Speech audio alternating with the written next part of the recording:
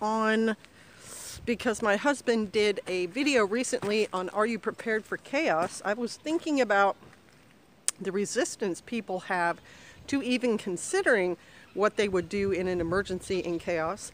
And so I thought kind of the flip side of the coin would be, what are you going to have to do without? What are people wanting to hang on to? What are they scared of losing? And what keeps them in their situation? So I came up with this list of 10 things. And yes, I didn't do a great job counting them off, but there are 10 of them. Thank you for watching the video. Stay tuned. A weather emergency or rioting in the streets come. So here are these 10 things you need to think about you're not going to have. So you can then turn your mind to your getting out and how you're going to do it and what you want to accomplish when you do it. So right at the top is housing. You may lose your housing. Those people in California who had the fire come through lost their housing. They have nowhere to live. Just picture that. You're comfy, you're safe, you're in your, climate controlled space, and now it's gone. So what are you going to do about it? All right, number 2 is coffee. We were just watching a Starbucks commercial, not Starbucks, some song by a Christian, it's the birds making that noise. A Christian comedian talking about life at Starbucks and what happens when it stops and everyone loses their minds. Well, in an urban setting where you can get coffee, like in the Washington State area, you can have coffee at your hardware store, your grocery store, the Starbucks, the school. What are you going to do when you don't stand in line and get your $6, super frothy, whatever, latte grande thing? Right? That's part of your whole schedule, your whole world stopping. How are you going to live with that? It'll be gone. If there's a huge fire sweeping through, all that stuff, gone. EMP, gone. What are you going to do about it? What is your plan? All right, number 3 is basically electricity. Electricity in general. When electricity is gone, here are some major impacts that's going to have on your life. We already talked about your coffee maker not working, Starbucks' coffee maker not working. Your television will not work. In an emergency, you cannot sit yourself down in front of it, get into your alpha wave state, and ignore the world. Without electricity, your big screen, no working. Picture that. There are some people who are absolutely, it's part of your everyday. I get home, I relax, I turn on my favorite show, I watch the news, I do whatever.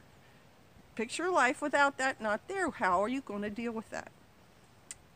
No hot water, no more shower, no more turning it on for, half an hour and just chilling out under the whatevers, the nozzles, gone. Hot water, gone.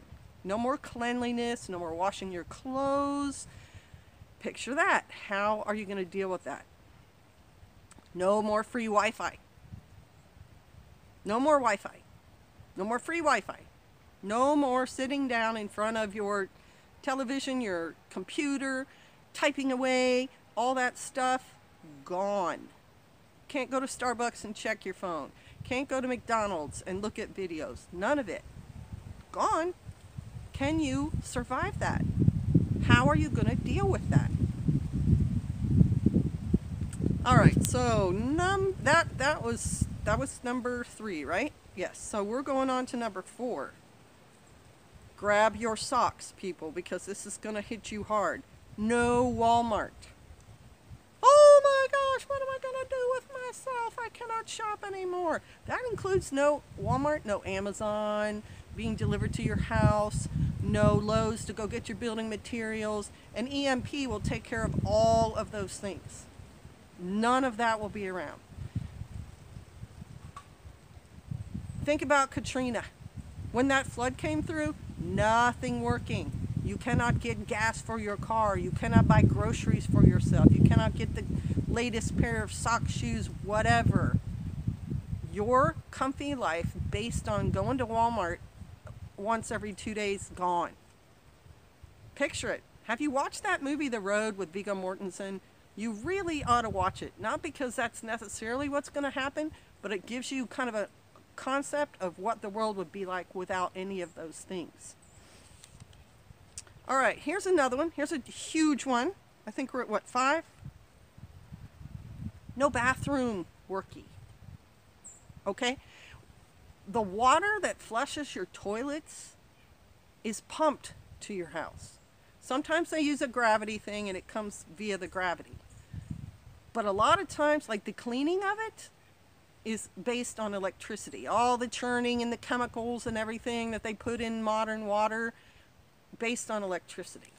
So unless you have multiple containers of water, because it takes 5 gallons to flush old style toilets and 2 to flush new ones, your toilet's going to stop flushing. It's not going to work. The septic's going to stop working, and now everyone you are with, the 1 million people in the city you live in, the 15,000 or the 30,000 or whatever it is, are all going to have to go to the bathroom, and it's no longer being handled.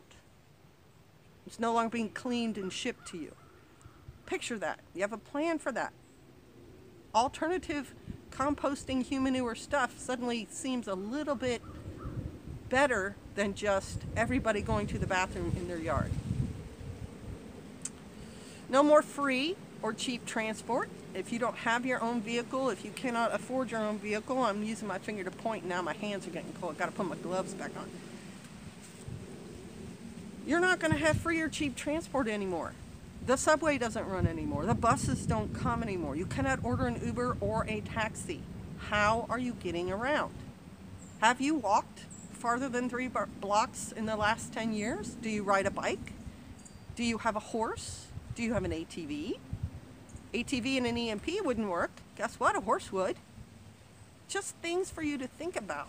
If you're in a city, now you're in a place that's controlled, you know. Say in New York, you've only got so many bridges, and there's millions of you, and none of the transportation works, and you're all walking. What's that going to look like? Have you ever been to New Year's at Times Square? Have you ever been there when, say, the G8 summit happens and there's rioting? You know, you have to think about groups of people in emergency situations and how they act, and if you want to be there with them. So you're going to be doing without all those things that make you comfortable in your life. Was that 10? Maybe that's only 6. 1, 2, 3, 4, 5, 6, 7, 8, 9. So I need one more. What else would you have to do without that you really, really love? ATMs. ATMs no longer work. You're not getting yet $20 you need to go get your favorite coffee. You're not going to be able to go to a mall and shop and see what you want. Oh, I didn't bring enough cash. I don't have a debit, whatever. Hey, debit and credit cards are going to stop working too. The whole money thing is going to go down if electricity goes out. Think about the guys in California. If your house burns up, what are you buying anything with if you don't have some alternative way? Now maybe that's not a good example. Maybe the California guys have a bank and the bank's not in their area. Got it. But if an EMP happens, none of that system works. You're back down to just plain old what you have and what you can barter and what you can create. So having your ATMs, your money system, at least in certain instances, like we are invaded by a foreign country, a lot of times they're just going to seize the banking system. Even if it's still there, you may not have access to your stuff. Think about that. Life without money. How would you deal with it? What would you do? And Pastor Joe has some excellent videos with ideas on how to handle these things, about bugging in, about bugging out, things you need to think about. So if your answer to what will you do without all of this, should chaos come, and you don't have an idea, he has some really good ideas. And I hope this just gets your wheels turning. We do these videos to do that, to get you out of what your normal train of thought is, get you into that, out of that OODA loop and into the creating loop, thinking about, planning loop. I hope this has helped. I hope it never happens, But even if it's just something like you were furloughed and now you're not getting a paycheck for, a month, 2 months, if you had buckets of food, if you had already thought about it and stored things up, that's how you would deal with something like a furlough. You would live off your stored food until your money came back in a normal way. All right. We care about y'all. Get thinking, get planning. Bless you. Shalom.